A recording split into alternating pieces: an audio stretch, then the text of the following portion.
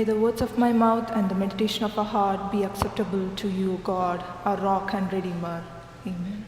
I got a chance to preach for the very first time when I was 10 years old. It was during a vacation Bible school. They had a preaching competition for kids. And guess what? The topic they gave me back then, it was the same one I'm preaching on today. My mom said, "Don't worry, there are gonna be only 2 or 3 people." So my dad and mom prepared me a sermon, and I practiced hard, and I wore my small Indian kurta, and I was ready to preach. But when I got on stage, I saw hundreds of people staring at me. I looked at my mom and said, "Did you just say 2 or 3 people? It's a lot of people here." I was so nervous, and I managed to say only 2 words. I said, "Good morning," and then came a 10 to 15 minutes of silence, and then I said, "Amen," and walked off like as if I gave a best sermon. That was my first sermon ever. So talking about journey, our passage today comes from the Gospel of John, chapter 20, verses 24 to 29. As we read and reflect, I want to take you on a little journey to India. It is believed that around AD 52, one of Jesus' disciples came to India. This disciple didn't just stay in one place. He traveled across different parts of India, especially in Kerala and Tamilnadu. He taught people about Jesus, baptized them, and helped form communities of faith that still exist today. For many people, including my parents, who grew up in one of these areas, these places hold a deep spiritual meaning. They are not just towns or villages, they are places where faith took root and where stories of healing, transformation, and hope began. These places connect us to the beginning of Christianity in India and remind us of the courage and faith of those early believers. Yes, many of you have guessed. Yes, today we're going to take a closer look at Thomas. It's just after the resurrection, Jesus has risen from the dead. And the disciples are trying to make a sense of what just happened. Some of them had already seen Jesus, but Thomas wasn't there when Jesus appeared to them the first time. We are not told why he was missing. But when the disciples told Thomas, "We have seen the Lord," his reaction wasn't exactly full of joy and excitement.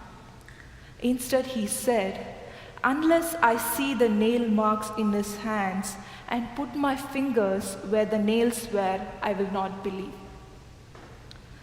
If I were in Thomas' shoes today, I probably would have said, "Okay, do you have a picture, or did you take a selfie with Jesus? Otherwise, I'm not believing it." You know how we are these days. Pics, proof, or it didn't happen. But Thomas here, he was being real. He was honest about his grief, his doubt. Maybe he was thinking, what if it's not true? That's not a doubt from arrogance. That's a doubt from heartbreak. Haven't we all been there? Moments when we wanted to believe, but our hearts were too tired. Times when hope felt risky. There are moments in our walk with God when doubt creeps in. Times when we wonder if God is really listening. Times when we feel alone, abandoned, or invisible. Times when the pain around us make us ask, is God even there? Does God even care about me anymore? But here is the thing. Doubt is not the opposite of faith. In fact, doubt can be the doorway to deeper, more honest faith. And the story of Thomas, often unfairly labeled as Doubting Thomas. His story shows us that the faith isn't about having it all figured out. Faith is not a finished product. Faith is not a flawless act, but a walk into the unknown. It is about showing up with your questions, your fears, and your wounds. And Jesus honors that. When Jesus appears again, Jesus doesn't come back flawless. Jesus doesn't cover up his suffering. Jesus shows Thomas the very thing he asked to see, the wounds. Jesus could have risen without scars. He could have come back smooth, glowing, and radiant. But instead, Jesus chose to keep the marks because resurrection does not erase crucifixion. It transforms it. I think about my grandmother who has battled with illness for years. It hasn't been easy for her, and many times she felt frustrated and discouraged. But instead of hiding her struggles, she has been open about her journey, sharing her pain, her frustrations, and the small victories along the way. Through this, she has found a trust in God, and her experience has become a source of hope for others and going through similar health challenges. Her physical wounds are still there, but it has become a testimony to God's healing power and God's ability to sustain through the hardest time. This teaches us that the wounds are not a signs of failure, they are the signs of love that endured. When Thomas sees the wounds, he declares from the depth of his soul, "My Lord, my God." Let's not miss this. It wasn't the theories or reports or even the excitement of others that led Thomas to proclaim his bold and beautiful faith. It was the wounds. Thomas' story teaches us something crucial. Wounds are not a reason to abandon faith. They are the very signs where resurrection breaks through. A calling is not to run from the wounded people and places, but to run toward them. Our faith matures by encountering and embracing the wounded. I remember a Facebook post by artist and theologian Emmanuel Paul. He wrote that the crucified ones are not just people in the Bible. They are still with us today. They are the people who are hurt by the world and even by the church. People with black, brown skin, Dalit, queer people, and people with disabilities and refugees. These people carry a deep pain. They are often pushed aside, ignored, or treated unfairly. Still, they keep showing up. They are not fully healed. Their wounds are still open. But even with all that pain, they keep believing. They keep saying, like Thomas did when he saw the risen Jesus, "My Lord, my God." Dear siblings, Jesus is not only the crucified one. He is the companion of the crucified. He walks into rooms filled with fear, grief, and doubt, says, "Peace be with you." Not a peace that pretends everything is okay, but a peace that knows pain and still speaks hope. He shows up in refugee camps, protest lines, hospital rooms, silent prayers, and broken hearts, and he says, "Touch the wound. Don't be afraid. I am here."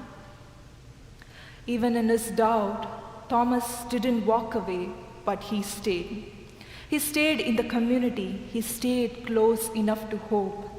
And because he stayed, he was there when Jesus appeared again. That's what I think church is meant to be. Not a place where everyone always believes the same, but a space where people stay together even when the questions are loud. And the other disciples, they didn't kick Thomas out, shame him, or didn't make space for his questions. They waited, and so must we. As a church, we are called to create a space where wounded people are not fixed, but held. Jesus came back to Thomas to say, even your doubts, your questions, and your pain are part of the resurrection story. You can try to ignore God's image in someone, but God still shows up in that person or community. For a long time, people have tried to erase God's image in others through racism, casteism, sexism, and many other ways of excluding people.